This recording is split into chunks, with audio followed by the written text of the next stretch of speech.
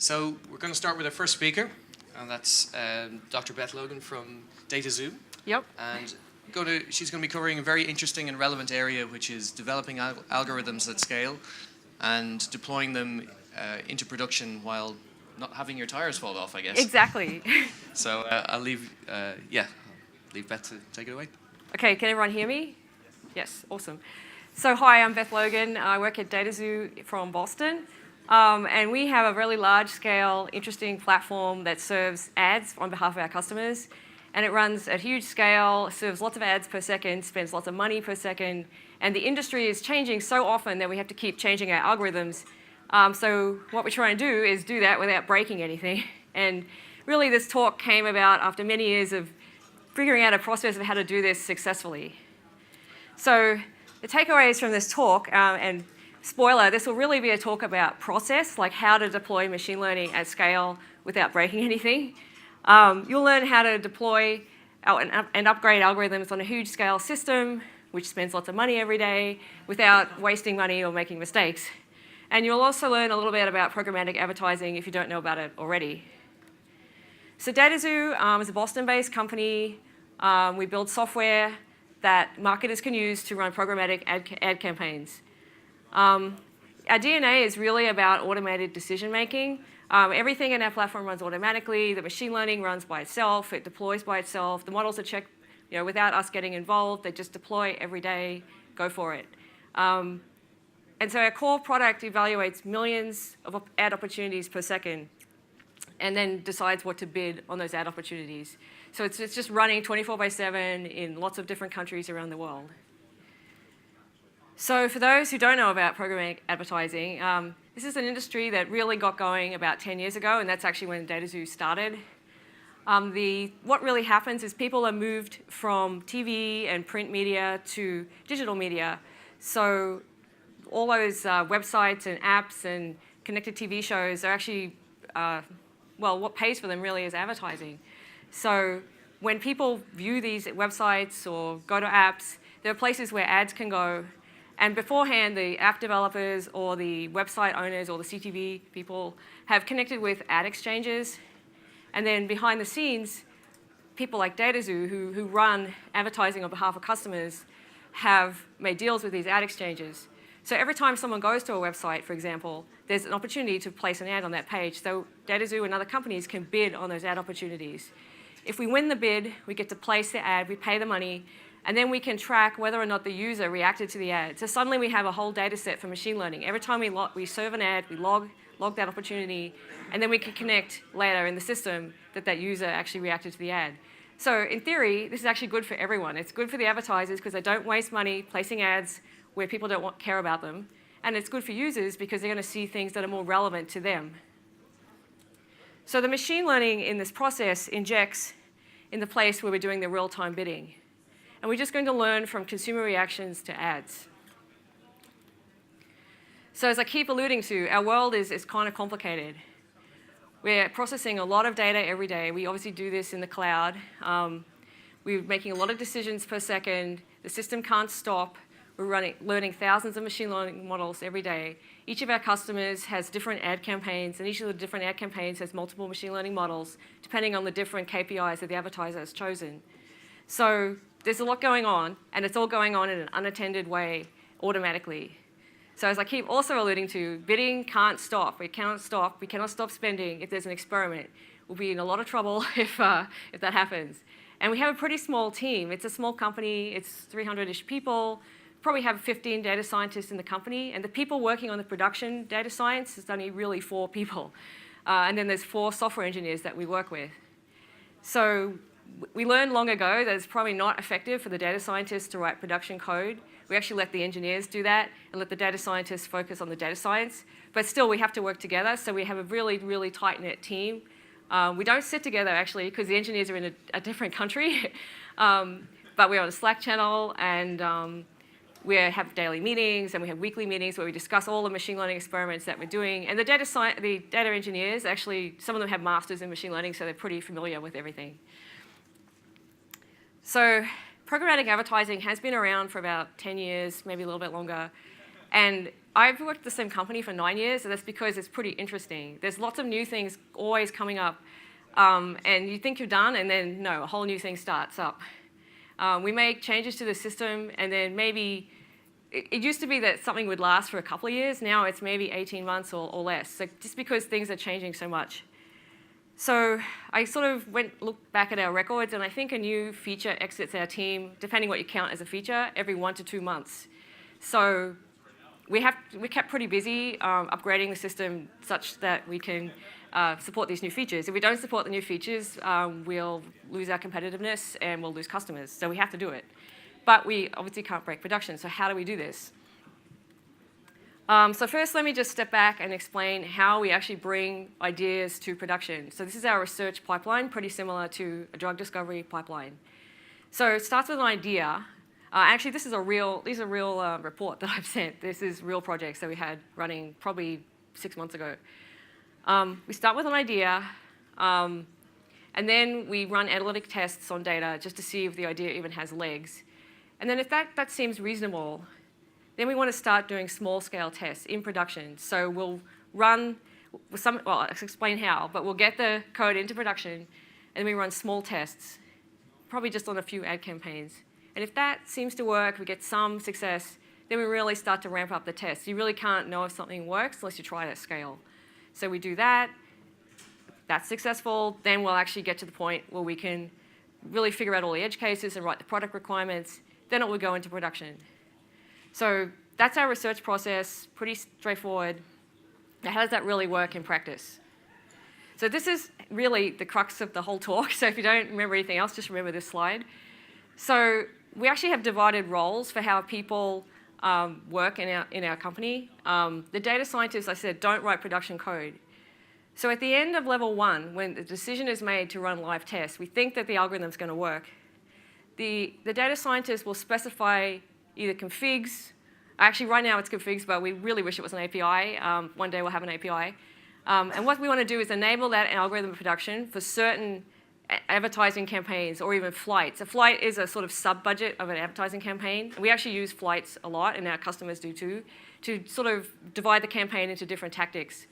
So once we've specified how to get that into production, the software engineers, we write a spec, and then software engineers put the configs into production. So now we have a tool that we can enable the algorithm selectively for different flights or campaigns. Sometimes it depends on what the algorithm is. It makes sense. So on the right-hand side here, you can see some examples of actually real configs that we've specified that will enable certain algorithms to take place in production. And usually it's not just enabling it. It's also parameters you have to set. So once we enable that with certain parameters, we can really start to test the algorithms. So once we've got it in production, we can actually run a live test. We'll start with very low-risk tests at first. We have both internal and external ad campaigns in our system. The internal ones are run in-house, and these ones direct-to-brand kind of campaigns. And these are actually sort of less risky because we can go and talk to the campaign managers. And we also pick ad campaigns that are not going to finish tomorrow, that will keep going for a while, so that, again, if something goes wrong, we can really recover. If it's a really risky test, we'll run it on what's called dog food budget. We run just our own budget. And sometimes those tests are really just to make sure it really doesn't break anything. And we've been doing this for a while now. We haven't broken anything for years, touch wood.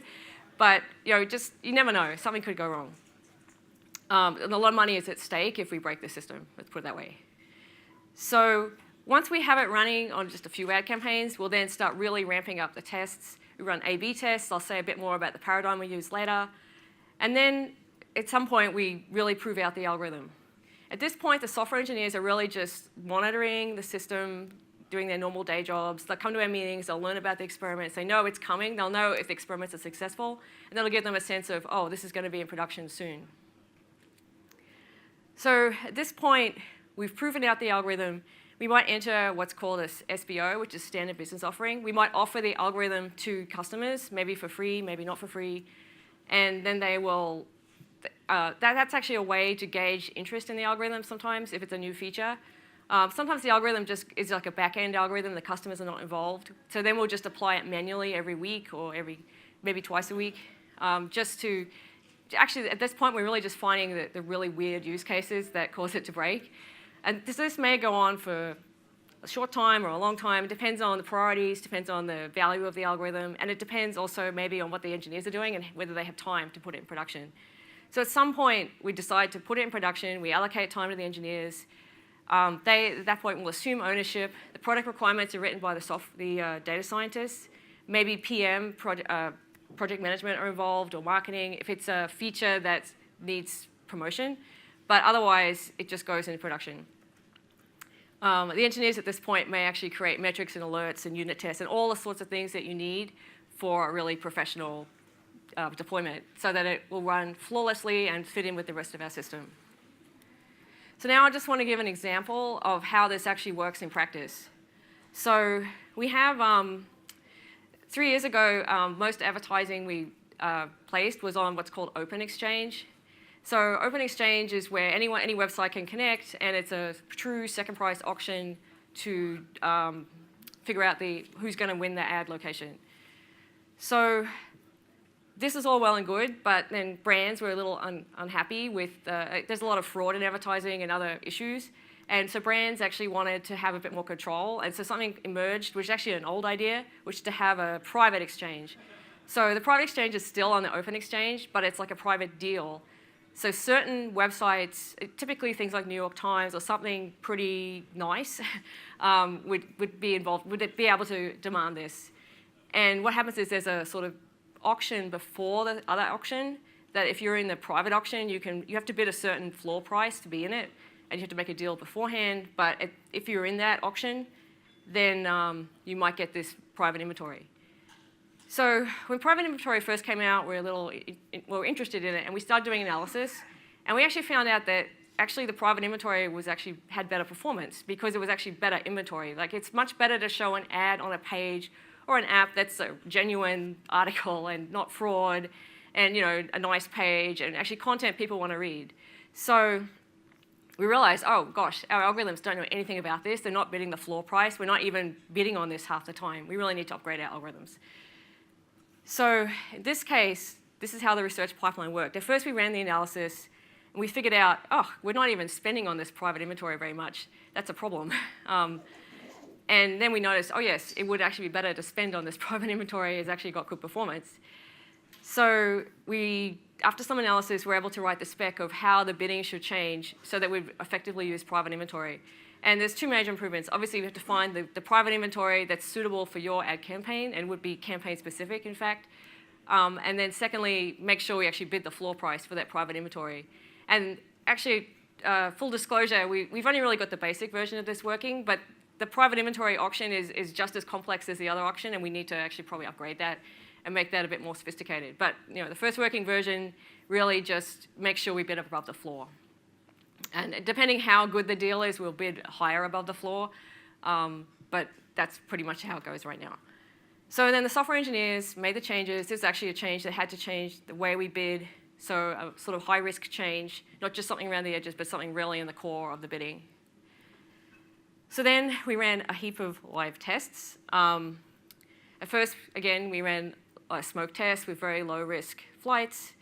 Then we ran increasingly large live tests on sets of flights.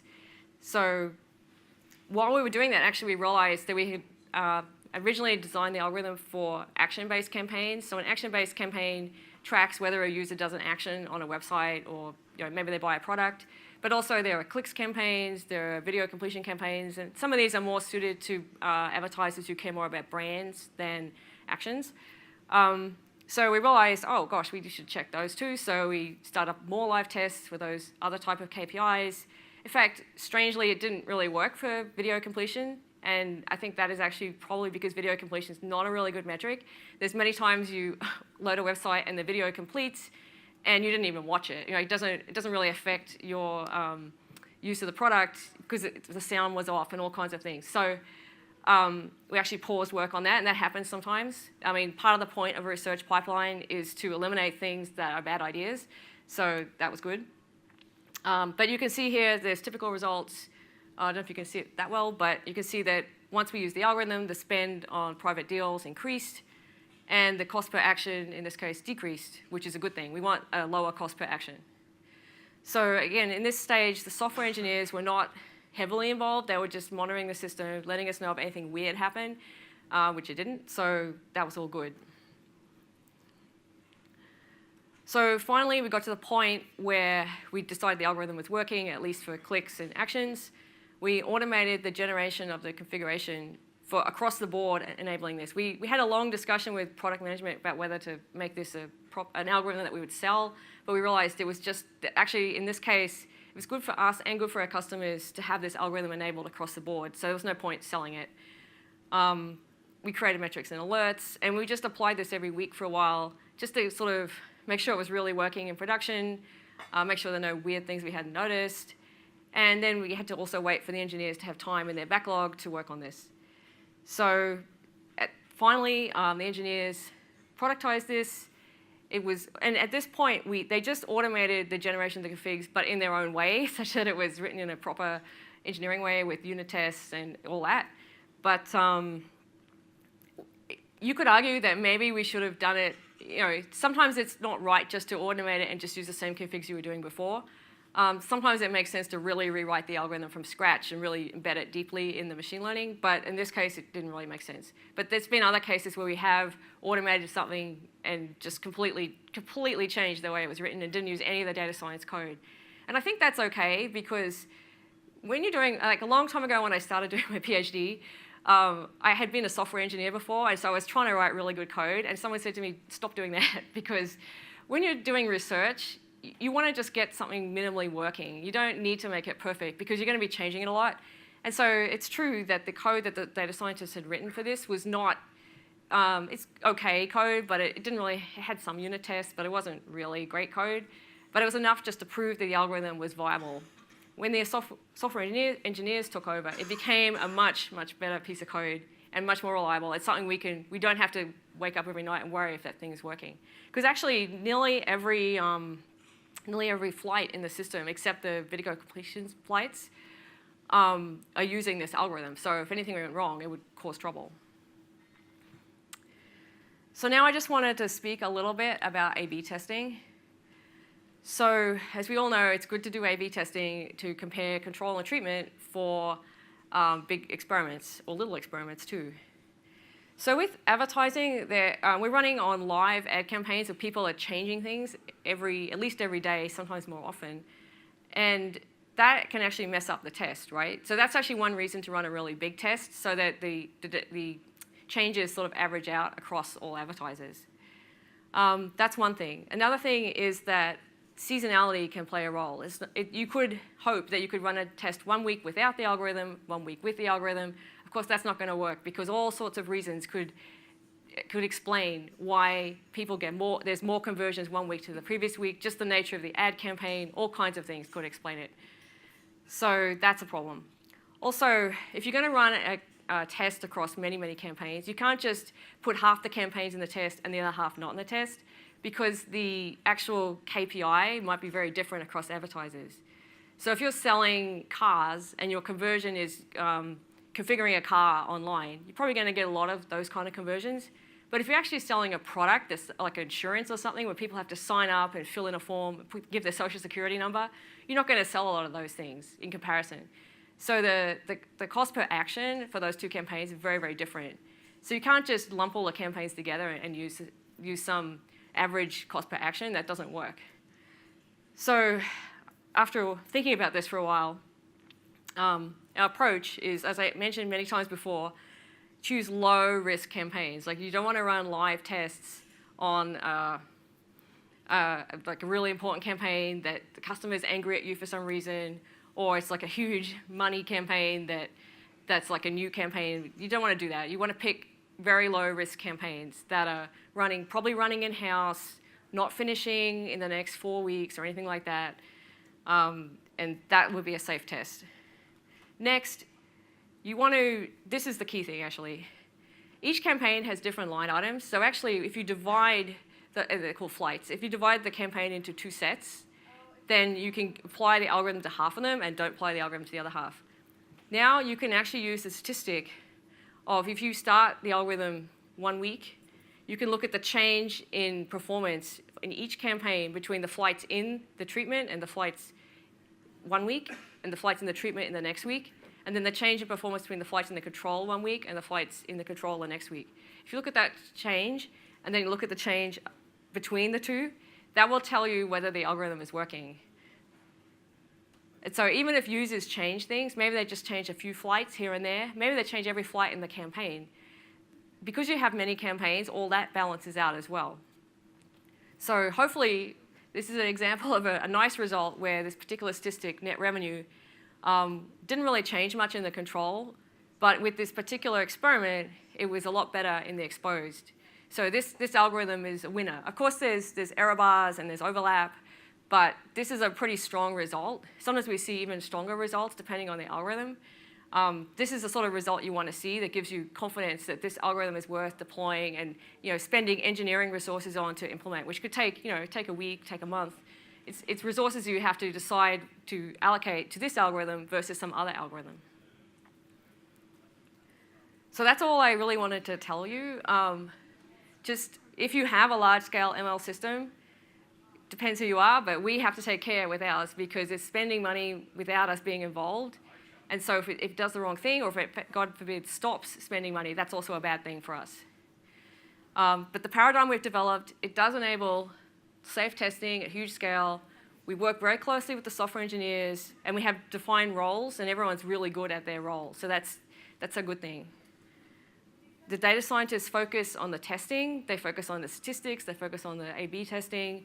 They focus on picking the campaigns. We actually sometimes have to negotiate with different campaign managers whether it's okay to put their campaign in the test. The engineers don't want to get involved in that. That's okay. And the engineers, they focus on keeping the system safe, protecting the business. But we collaborate very closely, and I think that's a good way to run the system. So a final point, this may not apply to you, but in our domain, we had to sort of develop a really good paradigm for A/B testing, otherwise it just wouldn't have worked. So that's all I have. Thank you. Do you have any questions? Round of applause for Beth. So I can run around with the mic. Hi, thank you for your talk. You're in the business of personalizing advertisement, connecting the ad campaign to the right user. So with the upcoming GDPR legislation, meaning that if you're active in the EU market, you have to get consent for people to actually personalize ads. What do you do? Like, how do you? So we have lawyers who've been looking at this for a long time. And currently, with the current GDPR rules, we are still able to use machine learning. Everyone has a right to be forgotten, and all that's been taken care of. If someone is asked to be forgotten, they will be removed from our cache, and we won't actually be able to, like if they saw an ad, we wouldn't actually be able to attribute the ad to them. So we'll probably have fewer conversions in the EU, I think. But at this point, we are able to still do machine learning. I was a bit worried, like you might be as well. There is a new law coming out later in the year, and I don't know if that will change things. But for now, I think we're good. And we're also going to be separating our EU data from our US and Asian data as well, so that we're able to. Thank you very much. Yeah, we're totally in compliance with this law. We're totally on top of it. I would definitely like to discuss a little bit more with you about that because, yeah, we do content recommendations, not advertisement, but other type of recommendations. So it's very similar. Anyway, thank you. Actually, we had a very good workshop yesterday around GDPR and machine learning and how that can influence your models as well as not just the customer data, it's the bias that's built in. But yeah, more questions? Yeah, would you say you rely more on upfront testing and static verification or more on dynamic testing, verification, metrics, circuit breakers, etc.? You mean, I think I understand the question is, do we develop the algorithm more before we do the live testing or during the live testing? Yeah, to ensure that your program keeps on running in changing conditions. It's a bit of both, really. I mean, sometimes we nail it sometimes the algorithm is like this particular one, the algorithm was pretty obvious once you looked at the analysis. But sometimes it doesn't work the way you think in production. Like if we want to go back and do that video completion version of this algorithm, I think we'd have to rethink it and do something completely different. So it really depends on the algorithm. Any more questions? Oh, okay. Thanks. Hi, thanks for your talk. You hit on a really interesting point for me, which is the relationship between data scientists and software engineers. How do you make data scientists care about important things for software engineers, and vice versa? How do you make software engineers care about important things for data scientists? Because I like the fact that you have strong, well-defined roles, but I sort of feel that it would maybe lead to, say, data scientists writing shitty code that then software engineers have to spend ages figuring out how to make it work, and also software engineers maybe building systems and not thinking about the metrics that the data scientists are focused on.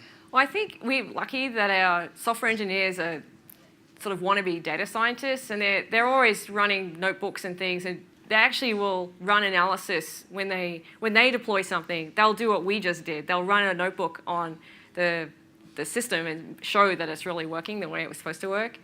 So I think that angle is pretty covered. And they come to we have weekly, it's called a data science meeting. And they come, and actually some other people in the company come to that meeting as well. So everyone is really excited about data science, so I think that's easy. How do you stop data scientists writing bad code is a bit harder. So some of us used to write production code, and we got cured of some of our bad habits anyway. But some of the newer people who weren't with the company as long didn't do that. But some of them still wrote really good code. I don't know how to fix that. You have a way to fix it? It's actually the question that I wanted to ask initially is when you have this kind of situation where the data engineers rewrite most of it, I think it might be interesting to set up a process to have a feedback, like some kind of presentation of what they did change and why, and that's a good idea. up the software engineering skills of the data scientist team so that it can be more efficient from the start in the next time. We definitely usually have an architecture review before we actually deploy it. I mean, sometimes the architecture review happens when we wrote those original configs, because already at that point we're changing production and it might be a problem. Yeah, but I think that's another good idea. Or to have code reviews, feedback. like also code reviews is very good tool. Yeah, we do have code reviews. So the shepherding into production involves the data scientists looking at the code reviews, but also for them, sometimes it's hard because what will happen is the engineers will make it really object-oriented code, which the data scientists tend to write very functional code just because they're just thinking about how the algorithm works. So sometimes for them, it is actually hard to read the engineer's code. So that's why the engineers prepare all these notebooks and things to show that the code really does the right thing. They usually do very serious validation tests. Oh, just time for one quick one. Yep. Thanks, Beth. Lee Baker from Selden. Just one question. Do you think your particular business challenge stands up to kind of perhaps more advanced A/B testing, multivariate testing, usage of multi-arm bandits to put traffic into different models in a production environment? Yeah, we may not have enough flights for that. But actually, we do have tens of thousands of flights in the system, so yeah, we might be able to do that. I think you would have to change the settings more frequently though, right? So we probably would actually need an API to do that. Like right now, the way we put configs in production is doing a release. And it's fairly automated, but it's not like an API that anyone can do at any time. So it's a bit more heavyweight, I guess. But yes, but we could improve our A/B testing, especially if we had more than 4 people.